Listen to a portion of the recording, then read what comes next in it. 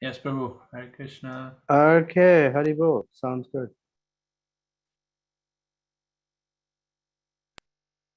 Okay, can you also hear the background noises? I don't hear anything, Prabhu. Okay.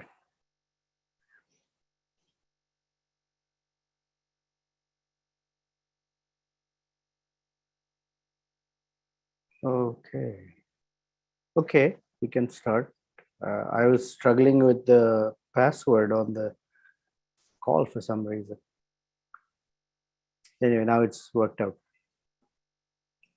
Om Ajnana-timirandhasya Jnananjana-shalakaya Chakshurunmilitam Yena Tasmai Shri Gurave Namaha Shri Chaitanya Manobhishtam Sthapitam Yena Bhutale Swayam Rupah Kada Mahyam Dadati Swapadantikam Vancha Kalpatarubhyascha Kripa Sindhubhya Evacha Patitanam Pavanebhyo Vaishnavebhyo Namo Namaha Jai Shri Krishna Chaitanya Prabhu Nityananda Shri Advaita Gadadhara Srivasadi Gaura Bhakta Vrinda Hare Krishna Krishna Krishna Hare Hare Hare Rama Rama Rama Hare Hare Manojavam Marutatuल्य Vegam Jitendriyam Buddhimatam Varishtham Vatatmajam Vanarayutha Mukhyam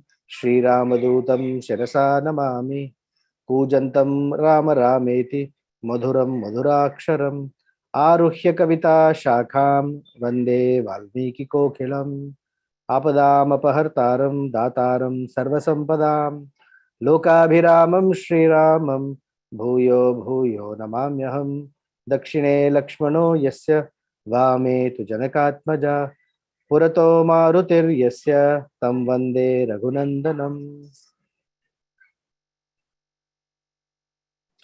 Welcome back. Nice to see all of you. It's been a couple of weeks, actually more than a couple of weeks, since we've had Ramayana class. For different reasons, we've not been able to get together. But any opportunity we get, we take, and I'm delighted to be here to serve you today. So we are going to continue with Kishkindha Kanda, and we are going to see the coronation of Sugriva. Now, before Sugriva got coronated, there is a scene of Vali's funeral. And the scene is such. After the killing of Vali and the expression of grief by Sugriva, Angada, Tara to Sri Ramachandra, who then pacified them by his sweet words. And the scene is that that dialogue is continuing, and the dialogue is such that Ramachandra has noticed that Sugriva, in his intense grief, is not doing what needs to be done to give Vali a suitable funeral, because it's going to benefit Vali. But grief by nature is such that it brings one's attention onto one's own pain. And that's where Sugriva is, or that's how Sugriva is. So chapter 25 starts with Sa Sugrivam cha Taram cha sa Angadam saha Lakshmanaha samana shokah kakutstha satvayam idam abravit.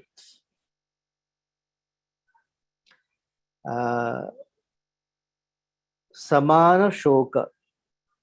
All of these persons had equal grief. That is Sugriva, Tara, Angada, Lakshmana, and Sri Ramachandra, Kakutstha. Now, why does Ramachandra and Lakshmana have grief equal to what Sugriva, Angada, and Tara are experiencing. After all, Vali is not their brother. But back in Balakanda, we had read that Ramachandra has a quality. The quality is that he feels grief when people that are close to him are grieving. And when they are celebrating, then he celebrates like a father. So in grief, he is with them like a loving mother. In celebration, he is with them like a loving father. Can you hear the cackle of children in the background?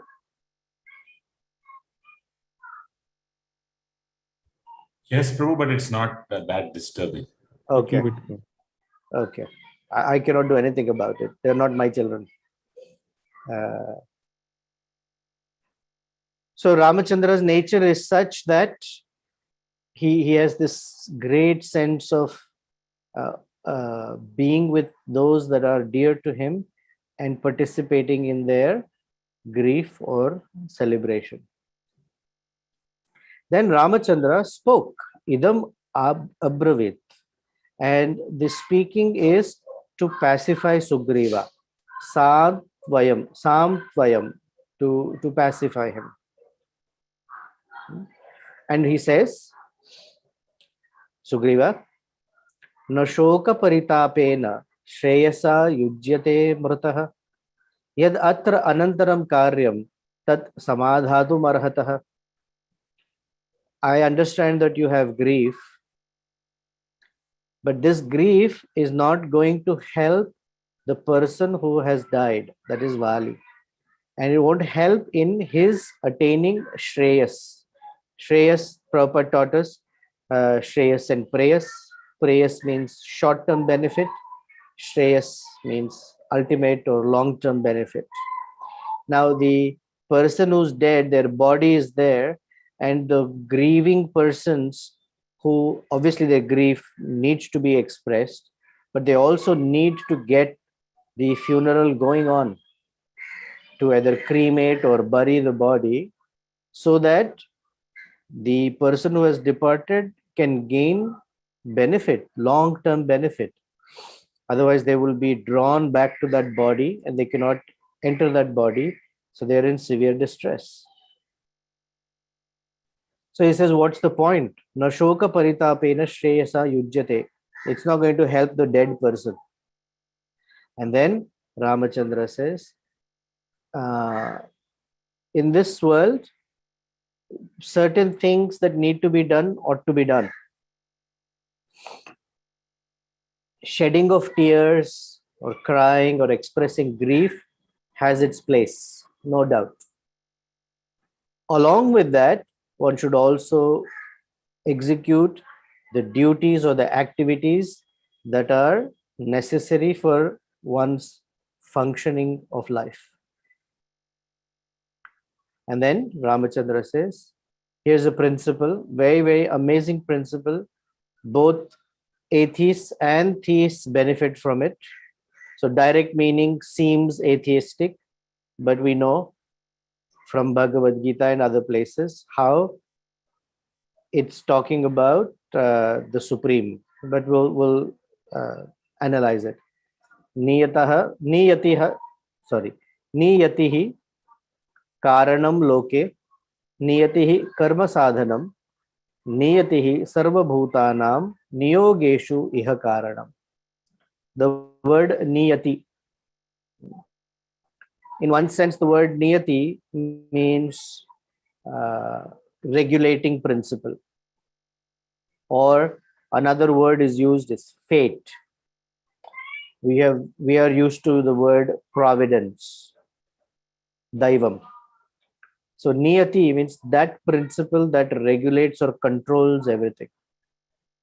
So Ramachandra says, Sugriva, please get your attention to niyatihi karanam loke, that there is a regulating principle that's working that brings forth and moves this world in some order.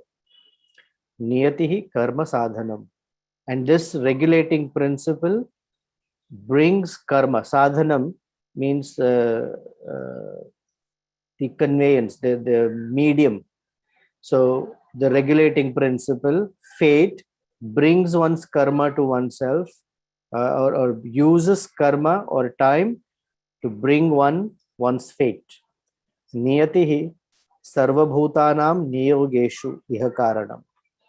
And in this world, every living entity is motivated by this fate or destiny or providence to do their activities. So the scholars, referring to Shvetashvatara Upanishad, indicate that this word niyati, fate or providence, can be seen as one of three features or one of three things, especially those who don't believe that providence means the Supreme Lord or Paramatma and Paramatma's governing principles. They use three possible explanations for why things happen for this word niyati. First, they say swabhava. It's the nature of this world is such. Another theory is what they call niyativada or fate. Fate means inexplicable forces that make things happen. And a third is called kala, time. That it's the force of time that brings karma into one's life or makes the seeds of karma sprout. It is karma that nobody can escape from. What you have done in our previous lives have to manifest in a particular way. So these are explanations that are valid. They tend to put some meaning into why things are happening or the way they are happening, but they can be atheistic because they don't necessarily peg everything on the Supreme Lord, the Paramatma, who's actually the prime mover of Kala, Swabhava, and this regulating principle. So the Shvetashvatara Upanishad says, Kalaha, Swabhava, Niyatihi, Yadricha Bhutani, Yonihi, Purusha iti chintya. Iti chintya means it is to be understood as that whatever name you give, Kala, time, and Krishna in Bhagavad Gita says, Kalosmi, I am time. Swabhava, whether it is the nature of one's own psychophysical nature by which things are manifesting in their life in a particular way. Or niyataha, niyati, the regulating principle. Yadrichaya means chance or somehow or the other. We say coincidences. Bhutani means somehow the configuration of the material elements have brought about this circumstance. Yonihi, one may think of these as the cause, but while these are the causes, they are not the ultimate cause. They are only the efficient causes. They are the immediate causes. And the actual cause is Purushaha, the Supreme Personality, Paramatma. So we know some stories of this. One is from the Srimad Bhagavatam, in the 18th chapter of the first canto, when Parikshit Maharaj hears that a Shudra dressed as a king is punishing Dharma the bull and the cow, he rushes to punish the Shudra. And he catches the Shudra in his action with his club or mace raised, and the bull with 3 of his legs broken and unable to stand. Yet Parikshit Maharaj asks the bull, who did this? And the bull, interestingly, doesn't say the Shudra did it or this person did it. The bull says, this question is very difficult to answer. And then he gives an explanation. Some say karma, some say destiny, or some coincidences. Some say this, some say that.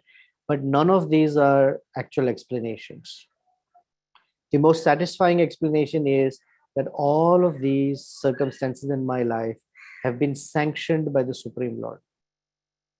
And the Supreme Lord is the one who can give shelter to every living being in every condition of life. And Parikshit Maharaj is amazed at such an explanation and answer. In the Mahabharata, there is a story of Gautami. Gautami is a very chaste and powerful lady. Now, one day, what happens is a hunter, not a hunter, sorry. One day, Gautami finds that her son is dead. And she realizes that the reason for her son's death is a snake bite. So she is in severe grief at the death of her son. And on the scene arrives a hunter. In a cloth bag or whatever bag, he has a snake. And he tells her, this is the snake that has bitten your son. And the right thing for you to do would be to kill the snake. Because by killing the snake, the sense of vengeance settles the score. So do it. And she says, I cannot blame the snake because the snake is only an instrument of my son's karma, fate. That is how it was supposed to be. Then the hunter actually says, no. When this person or this entity has caused you suffering, it is but obvious and the right thing is to settle the score. And so she says no. And he tries to entice her to act in a way to punish the snake or kill the snake. And she refuses.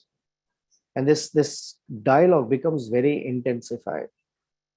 And she says, actually, if anything, we may say that the cause of this is Yamraj, Mrityu. So then the personification of Mrityu appears on scene and says, I cannot be blamed for this because I'm just an instrument.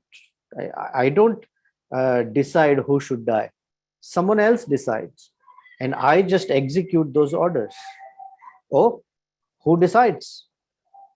Oh, there is a personality called Kala, time.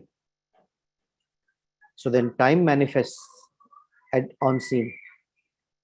And he says, honestly, I cannot be blamed either. I'm just an instrument. I am the one who brings things because I follow an order. And if I'm following an order, there must be someone who's ordering me. Oh, really? Who's ordering you? And then he says, Daivam, or the Supreme Personality. And so the hunter and Gautami are both satisfied that killing the snake is not the solution. This is what Ramachandra is saying. However, with a little understanding of the truth in Ramayana, what Ramachandra is telling Sugriva is, Sugriva, I am the cause. I am the Supreme Personality, and it is my decision that Vali should face his death in this way.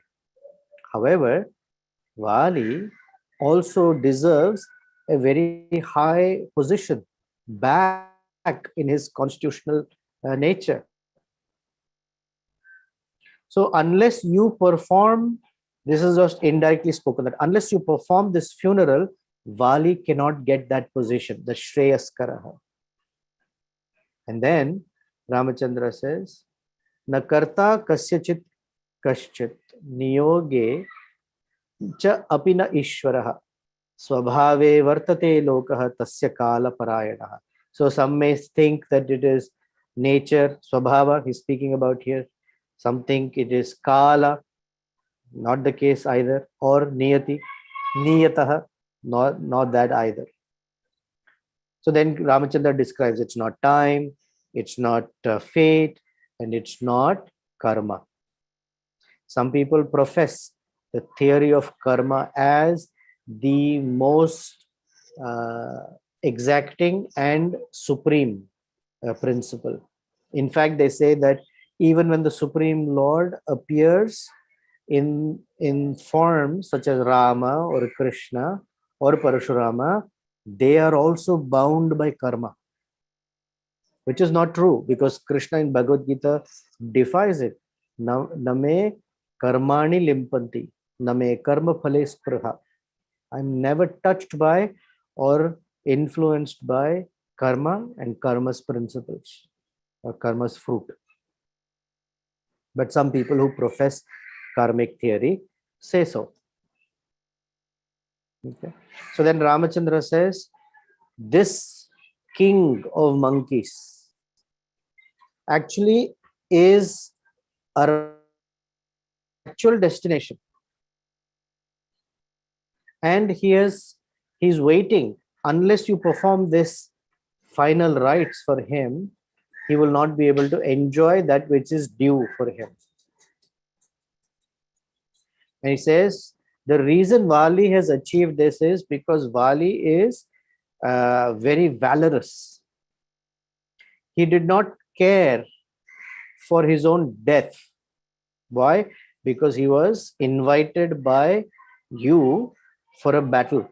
This is the quality of a Kshatriya. They don't say, oh, if I go out, what if I die? Maybe I should not go for a fight.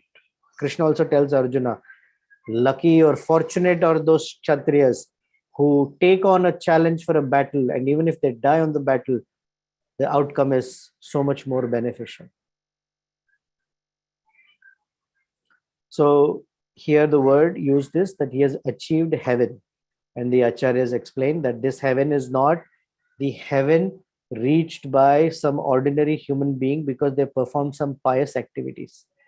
This heaven is the door of Vaikuntha, because he was killed by Ramachandra, and he got Ramachandra's arrow is because he readily fought. He took on the challenge given by Sugriva. So after Ramachandra spoke this, Lakshmana, who's the greatest personality, standing in the background, walks forward and speaks very sweetly to Sugriva. He says, Sugriva, Kurutvam asya Sugriva preta karyam anantaram. Anantaram means that which is going to follow. Tara angadabhyam sahito valino dahanam prati. Along with Tara and Angada, Sugriva, preta karyam anantaram. What is to be done immediately is the funeral, the cremation of Vali. Kurutvam, you should do. Please do it. And take permission. And do this. This is important. Samagyapaya. Samagyapaya is take. I'm sorry, not take. You give this order. Agya. You give the order. Kasthani, shushkani cha bahuni cha. Kasthani. Kashtha means firewood. It's called firewood because kasha means to enlighten, to blaze. So whenever there is light in the room, we say prakasha.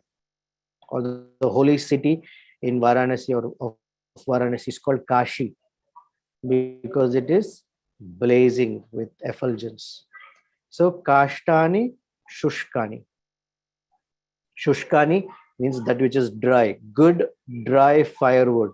You give order for your followers to go and bring excellent dry firewood, not some cheap quality.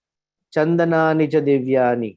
Vali deserves dry sandalwood and other fine firewood. Give the order that they should collect and bring this. And you should pacify Angada, who's sitting there crestfallen. And then you should now take on the throne of Kishkindha. You please order Angada to go and bring wonderful wreaths of flowers, different cloths, ghee, oils, expensive oils and perfumes that you're going to apply to Vali's body before, and what you'll pour into the funeral pyre. Ask Angada to gather all of this as a service to his father Vali. You have in your army, Sugriva, a great monkey by the name Tara. So there are two. Tara is the male, Tara is the wife of Vali, who becomes the wife of Sugriva now. So it says, go ask this monkey Tara to make a fantastic palanquin and decorate the palanquin with in very exquisite ways, such that anybody who looks at it will know that palanquin belongs to a king. And in that palanquin, you'll carry Vali to the cremation ground. So ask the Vanaras to go here and there and gather whatever is required for Vali's funeral. This is what Lakshmana spoke to Sugriva. So, because Lakshmana's words are very, very powerful. He is the one who can pacify anybody's grief.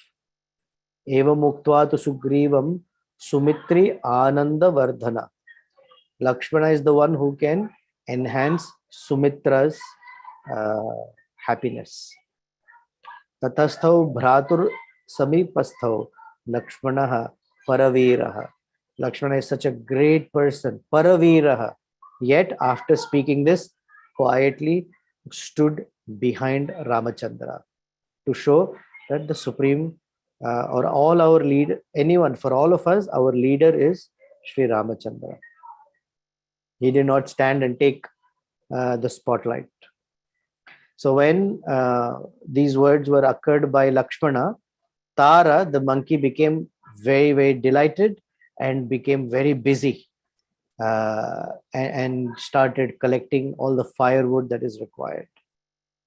And very quickly he returned with his followers, with his group of monkeys, with the best form of firewood.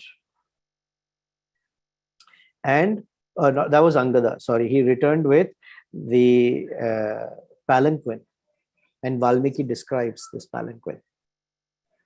On the palanquin was a majestic throne, and it seemed like a very divine chariot, because the palanquin was carved with very beautiful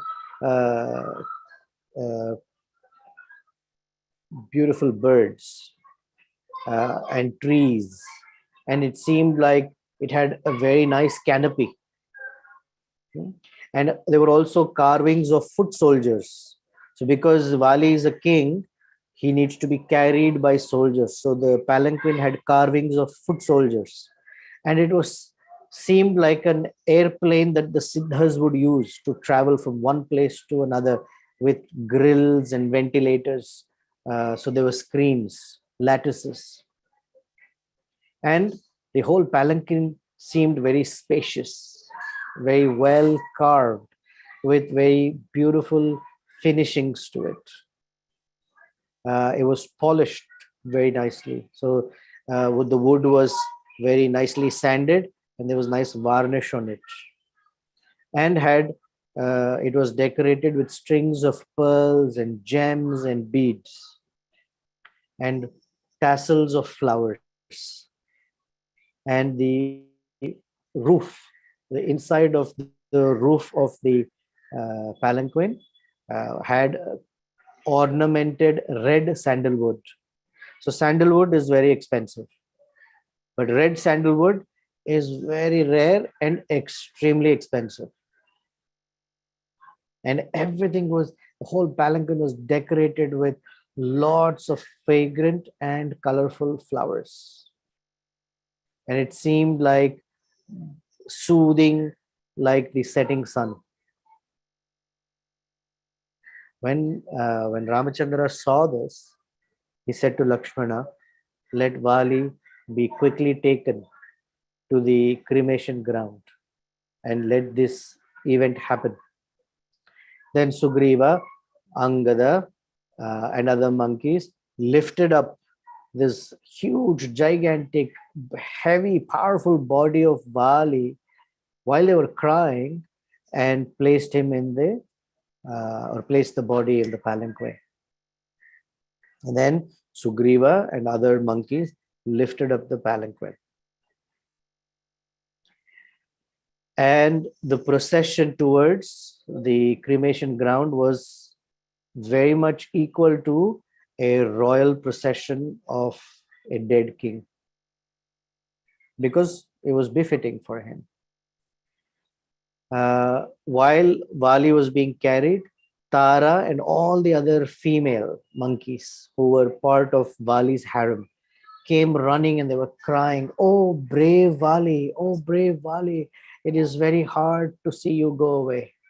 Tara then broke down and started speaking in a way that is not rational. She says, "Vali, look at all your female followers along with me are here for you. Why don't you open your eyes and look at us and give us a smile? Although your face is radiant, even after death, it's radiant like it was when you were alive."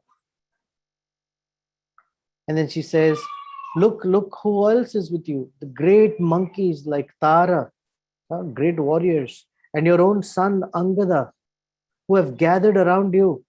Please get up, Vali, and be our king.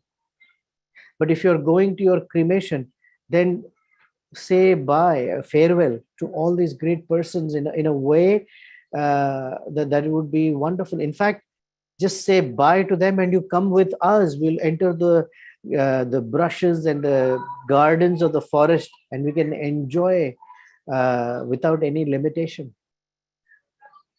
So while Tara is crying like this piteously, the other female monkeys who were also crying pulled Tara away so that the procession can continue to the cremation ground. Angada, along with Sugriva, carried Vali's body and put it on the wooden pyre of wood that was ready. They were crying and severely engrieved. And then Angada lit the fire under Vali's head. And the wood started burning into a massive blaze. After waiting there and Vali's body being burnt, Sugriva and Angada walked to the river, which is Tungabhadra river there, and offered water as oblations for the departed soul. Sugriva was completely overtaken by grief. Yet, after this ceremony was done, Sugriva went to where Ramachandra was. Not far from there, because Ramachandra is supervising all of this. However, Ramachandra has not entered Kishkindha. This is happening in Kishkindha. So Sugriva went back to report to Ramachandra how the funeral ceremony was performed. And Lakshmana, who's standing by Ramachandra's side, is carefully hearing all of this. So in the next chapter, as Sugriva is reporting all of this to Ramachandra and in severe grief, his clothes are still wet because he was standing in the river Tungabhadra offering oblations. Although Valmiki says, even with his wet clothes, he seemed like the blazing sun. Now, where there is sun, water cannot be there because the sun evaporates water. But the idea is that Sugriva is effulgent because he has performed the duties that are needed to be performed. So when Sugriva approached Ramachandra and explained all of this with his hands folded, Hanuman, who's standing there, thinks that this is the right time to say something. So with folded hands, Hanuman steps forward and says to Sri Ramachandra, "Oh Ramachandra, we are only monkeys. We don't have fancy weapons like you have or human beings have. Our weapons are our fangs and claws, and we can tear apart and bite anyone and kill our enemies. So we have bodily strength. Now, this Kishkinda that belongs to our fathers and forefathers is sitting without a king. And I believe Sugriva should be crowned the king by your grace. Please give your blessings and sanction. If you empower Sugriva, he will take charge of Kishkinda and rule it with his fellow friends who are his well-wishers. And so we'd like to have this ceremony in your presence, because Sugriva would like to honor you at the ceremony with fine clothing and jewelry and gems. Please accept this. Ramachandra, after hearing Hanuman's plea, told Hanuman, Chaturdasha Samaha Saumya Gramam va yadiva puram na pravekshyami Hanuman pitara nirdesha palakaha. I am following the order of my father. And the order said, for 14 years, O gentle Hanuman, I cannot enter any village or cities. Gramam va yadi va puram na pravekshyami. I will not enter. So as far as this wonderful Sugriva's coronation is concerned, please, it should be happening. You should coronate Sugriva, but I will not be there. I will be there in spirit, but not in person, because I've made that. I have this order on my head.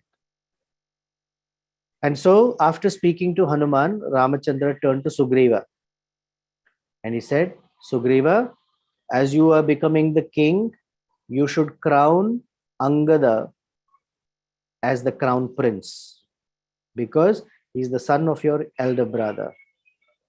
And his father had ordered so. So, and indirectly, I promise that it will happen. So as far as the timing right now, Sugriva, the rainy season is about to begin. Shravana Masa. He says, Purvoho ayam varshiko masa Shravanaha salila agamaha. Because it is Shravana, month of Shravana, July, August time, it's going to rain and nothing can be done at this time. We call it Chaturmasa time. Most sages, no one travels.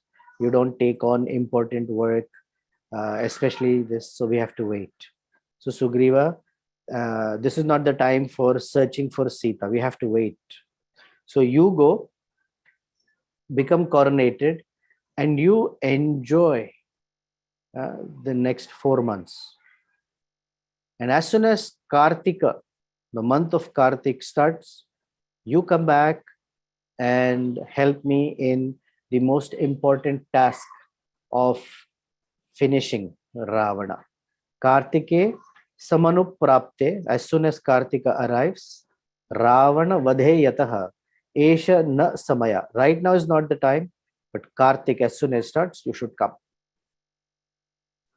And this is how Ramachandra spoke to Sugriva and gave him permission to get coronated. So Sugriva then entered the city of Kishkindha with thousands of Vanaras, very happy for him and following him. And these Vanaras had come from all over the planet. And even the residents of Kishkindha bowed down to Sugriva and received him back into Kishkindha after a long time. And Sugriva did not just rush in to sit on the throne. Everyone who was paying obeisances and greeting him, he stopped, spoke a few words, exchanged some niceties with them, asked them how they were doing, how their families were doing, and slowly proceeded towards the main palace and where the throne was. So when Sugriva reached the place where he was supposed to be coronated, the Abhishek was as grand and as fantastic as Indra's coronation. And Valmiki takes us through about 6 verses or more describing how Sugriva was coronated. He sat under a white silken umbrella, and that umbrella had embroidery made with gold.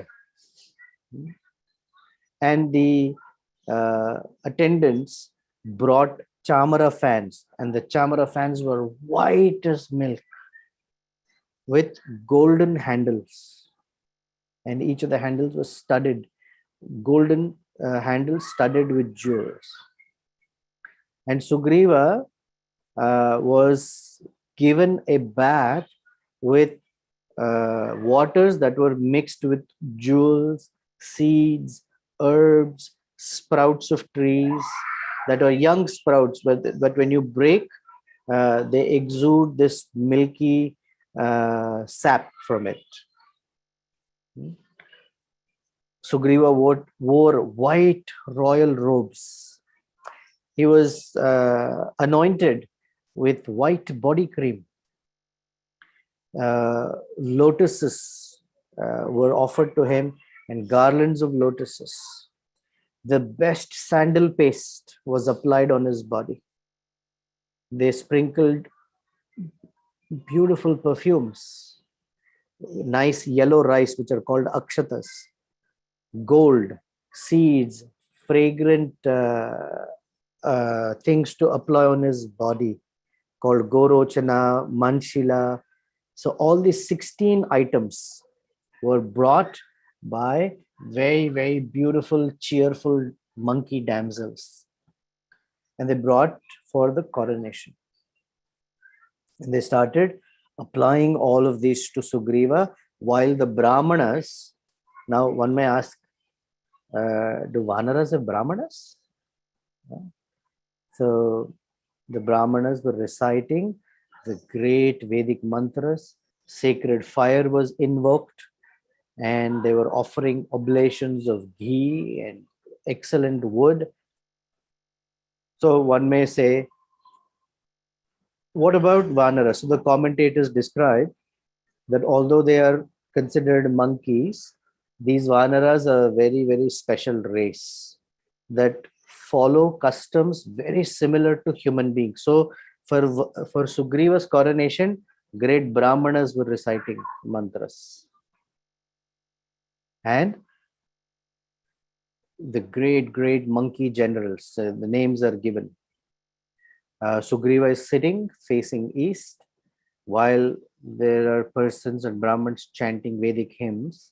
Great Vanaras like Gaja, Gavaksha, Gavaya, Sharava, Gandhamadana, Mainda, Dvividha, Hanuman, Jambavan started pouring water that was collected from all the oceans, and especially from rivers that were flowing east towards the ocean, or flowing west as well, because the river Sindhu flows westwards into the ocean.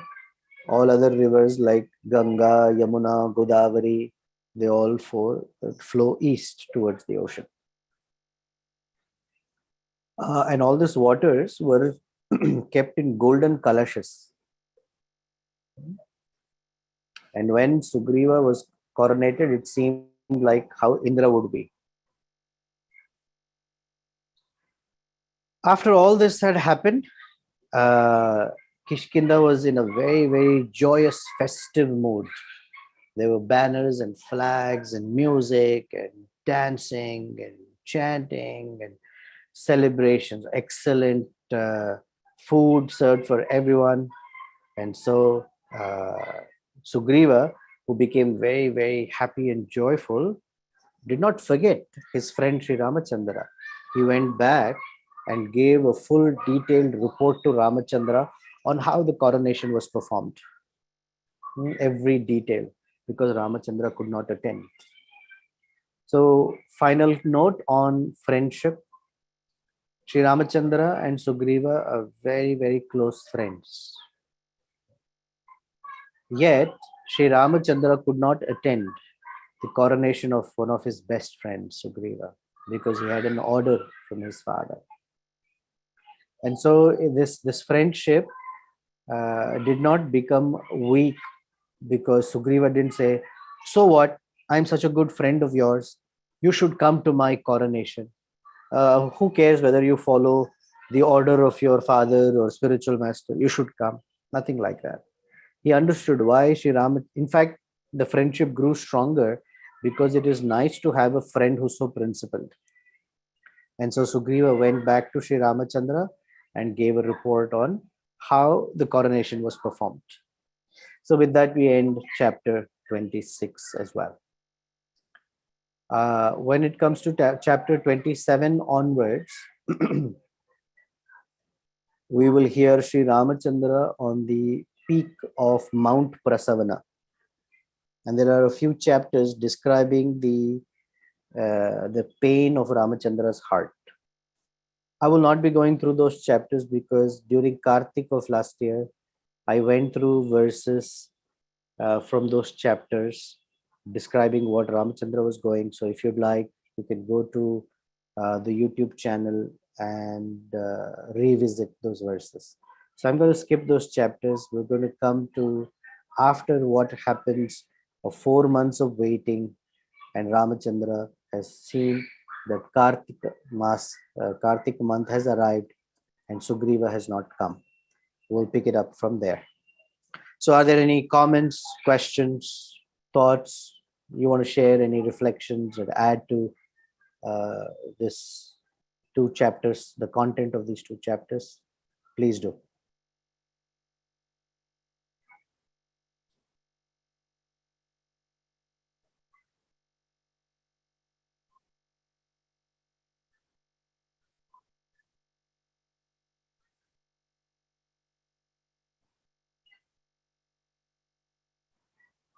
If you're speaking, I can't hear you.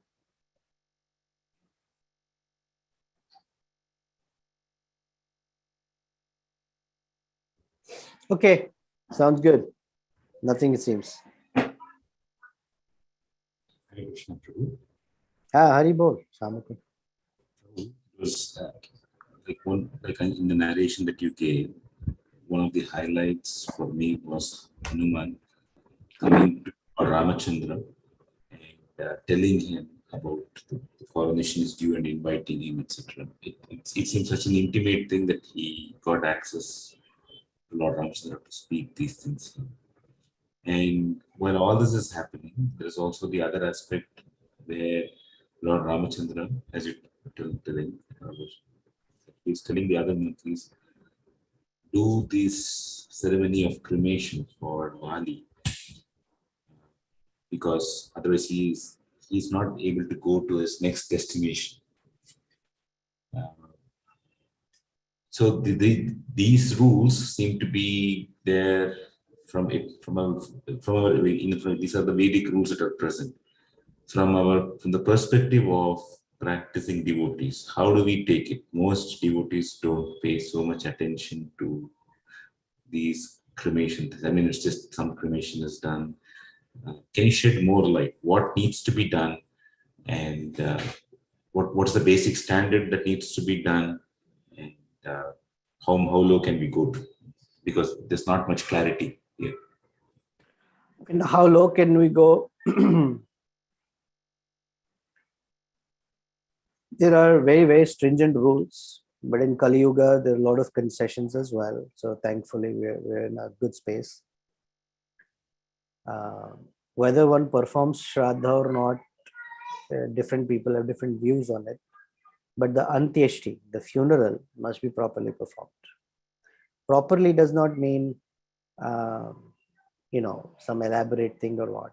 It's the spirit that the person who has passed away must get a proper funeral so that the subtle body and the Atma in the subtle body can continue on their journey. Now, some people don't or they may not be aware. So generally, within 10 days, the body must be cremated. Now, it doesn't have to be sandalwood, it doesn't have to be this one, that one. Each person's financial capacity uh, must be must be taken into consideration. But the idea is the body should not be kept more than 10 days, and that too as an exception, not as a rule. In fact, ideally, they say that the sooner the body is cremated, the better it is. If the person has passed away earlier in the day, then before sunset, the cremation must happen. If the person has died at night, then the first thing in the morning, the cremation must happen. Because as long as the body is kept, it is hard for that living entity to move on. Now, in the case of Dasharatha, that is why it is described in such detail and Ramachandra cries piteously, because it is very, very sad that a king like Dasharatha, who ruled for 60,000 years, and not just ruled, but ruled so fantastically, the Ikshvaku dynasty, did not get a proper cremation from his firstborn son, Sri Ramachandra. They had to preserve the body in oil until Bharata came back from Kekaya Rajya, the kingdom of Kekaya. So one should give the departed soul the due respect. Now, more or as important as the ritual itself, because unless cremating or burying, there's no other way to dispose of the body, it's important that the holy name is chanted, of course, that's most important. The body is consecrated with marks of tilak if they are Vaishnavas, marks of tilak in Kanthimala. And the devotee should gather and express the accomplishments of the person, or how that person had helped or benefited the person who's expressing. Person who had some grudge with them should let go of that grudge, because grudge is a force that draws the person back. Ramachandra will describe this after Ravana is killed, that once the person dies, there's no animosity, there's no enmity, it's done. And one should not carry any such grudge for a dead person. And for the family members, it's important to verbalize and express that they are, in one sense, satisfied with the time that they had with the person. They understand that the person needs to continue on their onward journey, and that we who have been left behind will not pull them back, that we let go and we let them also go. What we hold on to is the memories of their presence, but it is also important to say, please continue on your journey. Otherwise, it turns into a very selfish thing, that my grief is so big, so I can't let go of that person. It's important to let them go and say that whatever my grief is, that I will find ways in having closure and dealing with the grief in a way that is proper and beneficial, not only to the person going away, but to me as well. So those are list of considerations. Thank you. Just one additional thing here, Prabhu.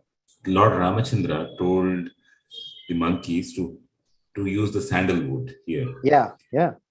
Is it that like the past the soul that has left the body, like Vali in this case, would feel happy with the sandalwood being duly honored? Is that the reason for sandalwood for him? And the reason I'm asking it is, these days we have both wood cremation, electric cremation, and things like that.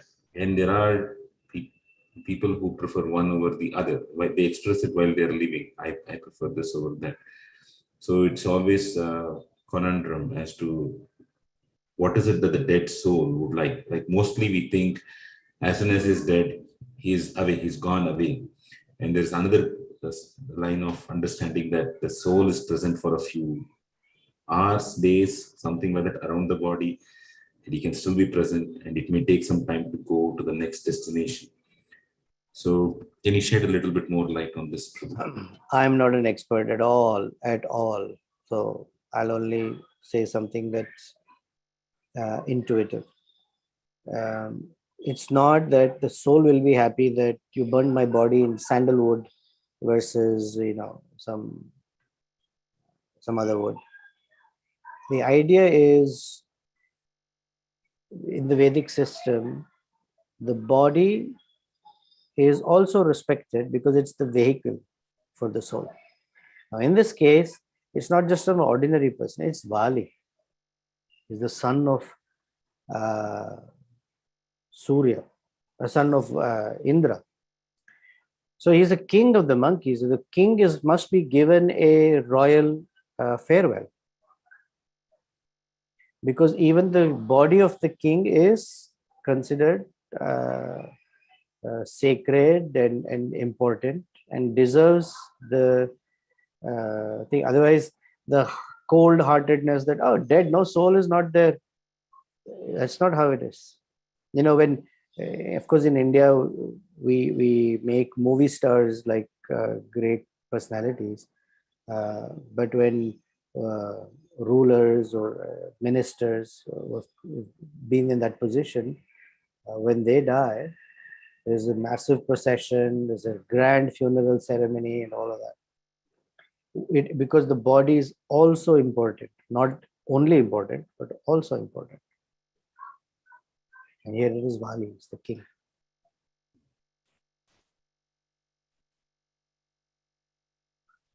Is it partly due to the fact that the king, I forget the number, the percentage, he takes a percentage of all the pious activities of 1/6. 1/6. Uh, More importantly, the king is the representative of the Supreme Lord for the human beings. He's called Narapati. So one should not disrespect such a king. So he is told, please cremate his body with sandalwood. He is befitting a king. Otherwise, think of it. What will now this is just from a conventional perspective. The next king, when he's seen how the previous king's body is, disrespected or kicked or just left by the street or not given its proper respect, the next king will say, is this how the citizenry will respect a king? Is it building faith in them? Is it the proper modicum of behavior?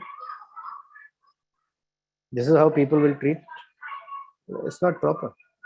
Respect must be given. Even when the soul is left, it does not mean that the body is disrespected. Oops, sorry.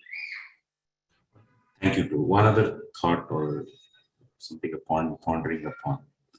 Normally, for human beings, when they lose somebody whom they have lived with, they have grief, which extends over several weeks, months, possibly years too. Yeah. Here we find Sugriva being in a state of grief for possibly half a day.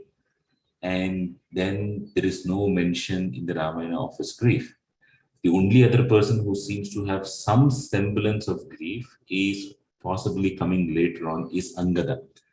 But that too is not like a grief, but it is more like what does Sugriva want? He's having doubts on the intentions of Sugriva later. So he's afraid of the punishment that he may be meted out if he doesn't complete the job later. On one hand, we do see Valmiki going very much in depth into telling the feelings of people here. So it does not seem that he has missed anything. So Valmiki Rishi has not missed anything. But at the same time, we see in the case of Lord Ramachandra, he expresses grief towards Dasharatha. Uh, that side we see it, but in the case of the monkeys, we don't see it. So is it par course that this does not happen because they're monkeys, whereas human beings is different? Is this what you think it is, or am I missing something? There are two ways to look at it. One, Sugriva was personally consoled by Sri Ramachandra.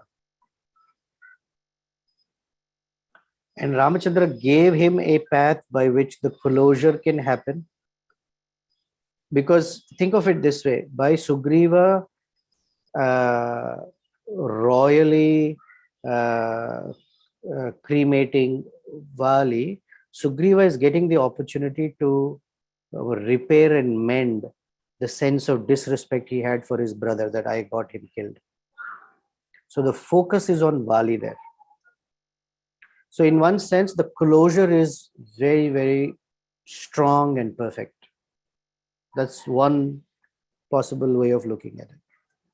Another is, this is Ramayana, we only have 24,000 verses.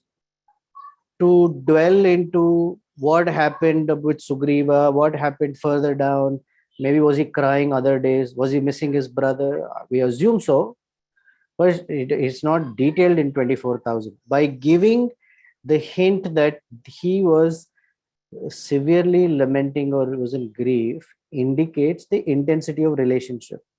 So it makes sense that he may have gone through periods of such, but the focus is on Ramachandra because it is Ramayana. Therefore, some people say, oh, not therefore, some people say, oh, what happened to Sumitra? What happened to Kaushalya? What happened to this one, that one? This is Ramayana, not Sumitrayana. So we get hints of how they would have lived, but it's not detailed, because when someone's writing a novel, it's not that every character's every emotion can be detailed. Then the book is never ending. In the Mula Ramayana, Shatakoti Pravistaram of 1 billion verses, who knows, there may be such detail that exists. But we were given hints, and Valmiki Ramayana readers are not spoon-fed by Valmiki. He speaks something and then he leaves it, because we are supposed to carry that further and sort of put the pieces together of how these persons engaged and interacted with each other, or what was going on inside them. There's no spoon feeding. Thank you. Thank you so much, bro, for making it clear. For example, just the hint that Lakshmana is called Paravira, that means he can overpower anyone, went and stood behind Ramachandra. Now that's just the indication, but there is so much character about Lakshmana that he doesn't write. It is for us to draw out of it. That he didn't speak first, he spoke after Ramachandra. He spoke only practical stuff. He did not repeat what Ramachandra said, because that would be disrespectful, and what it or it would mean that what Ramachandra spoke was incomplete. He went straight to the practical, in one sense, following the order of Ramachandra. Ramachandra said you should coronate, you should cremate Valu, and immediately Lakshmana gave orders. Ask this one to get that, ask that one to get, and went and stood right behind Ramachandra. I mean, it speaks volumes of Lakshmana's character, but it's not spoon-fed and said, this is what happened, that's what. It is for the great acharyas to, I guess, spoon-feed us, and so that we can draw out the great characters of these personalities. So, to say it again, did Sugriva lament? Possibly. After all, his brother, that they had a lot of love for each other. But does he dwell on it? No. Why? Because Ramachandra is there by his side. It also teaches us that once we are in the shelter of Ramachandra, Ramachandra then should take care of all of our grief. Otherwise, what is the point in having Ramachandra by our side if we're still lamenting and grieving? That means that association is not complete. There's more to it. But Sugriva has taken that association in a very complete way.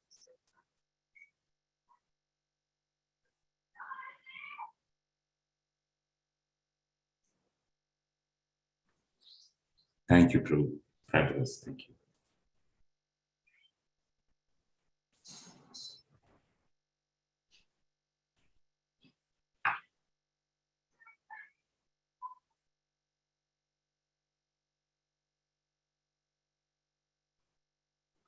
All right. Thank you very much.